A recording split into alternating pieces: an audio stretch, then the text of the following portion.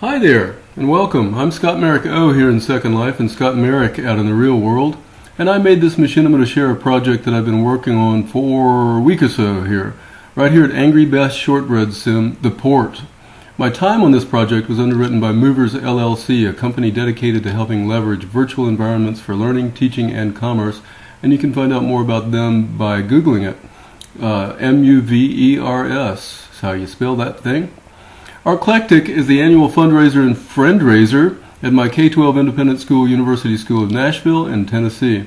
Now in its 13th annual iteration, SLartclectic is a juried event, and any artist interested in competing for the 50 or 60 coveted display booths can find application information at SLartclectic.org and also at a clickable information object right here. We'll get to those in a minute. Overseeing the event is my lovely wife, Leanne Merrick, arts coordinator extraordinaire, who guides dozens of capable parent and community volunteers in transforming our high school gymnasium into a world-class art gallery. 1 week out of the year, and then returning it to its natural state as if nothing ever happened. But stuff does happen.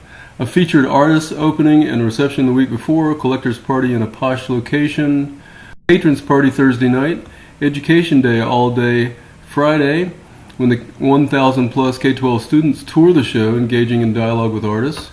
The community party Friday night, then the doors fling open wide for free public viewing and shopping all day Saturday and Sunday morning and afternoon.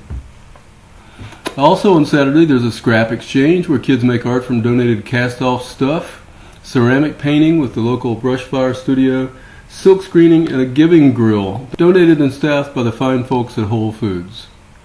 Huge black painted pegboard panels suspended from trellises, also installed to mount the professional lighting, are stored off campus year round and trucked in and out for the event. I got to drive the 26-foot truck this year. Once it's all hung, the selected artists descend upon the campus and get to work setting up their displays. It's wild and exciting, and not to be missed if you're anywhere within travel range of Nashville, Tennessee.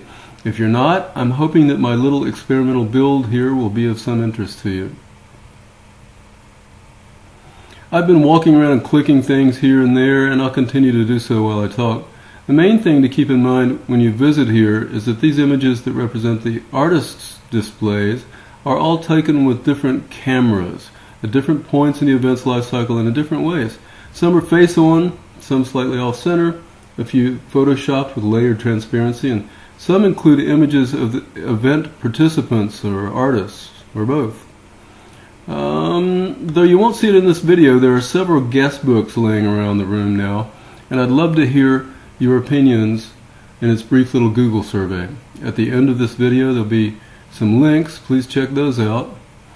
So basically, this is pretty much a two-dimensional build, though as you'll see at some of the displays, it won't be a far jump to create shelving objects and even jewelry and sculptures and other 3D work as objects in Second Life. That'd take more of a team than the team of one that put this project together.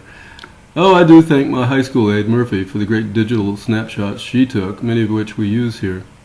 There's an information card in the far corner. We've been looking at that for a moment, along with some information objects I try to make fun and sort of Second Life-y. My big advice is to click on things, displays, info objects, even the bartender. I'm getting thirsty just thinking about it. So that's the info displays, and if you click on things, you'll see things, and that's what you're intended to do.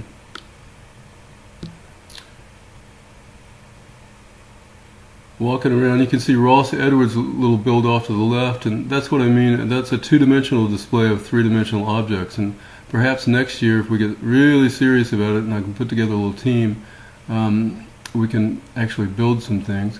Kelly Joseph is from Florida, and this is her jewelry stand. You can see her table there. Of course, I'd put a table and drapes maybe next year. Charlie Hunt does great sculpture from his family business from generations as a memorial construction place where they built funeral memorials, and he uses cast-off stone from that. To Sigenthaler and Daryl Thetford. Here's how the web pages work. It's just the web pages that are displayed when you click on the display. And though I went very low res here, the web pages themselves contain some pretty high resolution images, and also some of the artists actually sell art over the internet, and it's my hope that something like this could extend their sales and certainly the awareness of their art into the global platform. This is a lovely website from Leslie Patterson Marks, who is a teacher at University School, teaches book arts.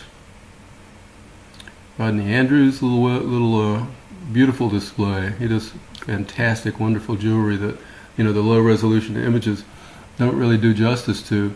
His website starts off with a biography and images of him working with fire.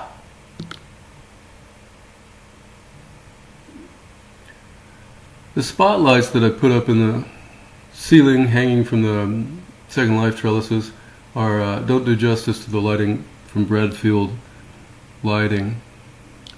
But I am getting thirsty, so if you click on one of the bartenders, he'll offer you a drink and you can accept it and, quote, wear it. And I got a margarita, so I'm just going to slam it back, I think. That's about it for a brief little tour of SLartclectic in Second Life.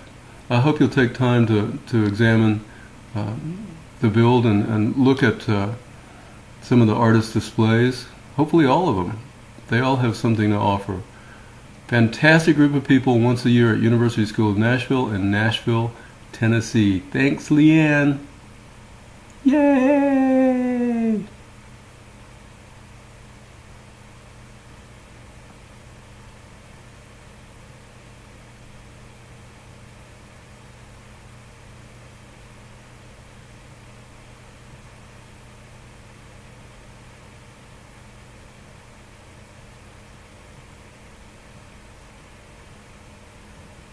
And I mean that, man.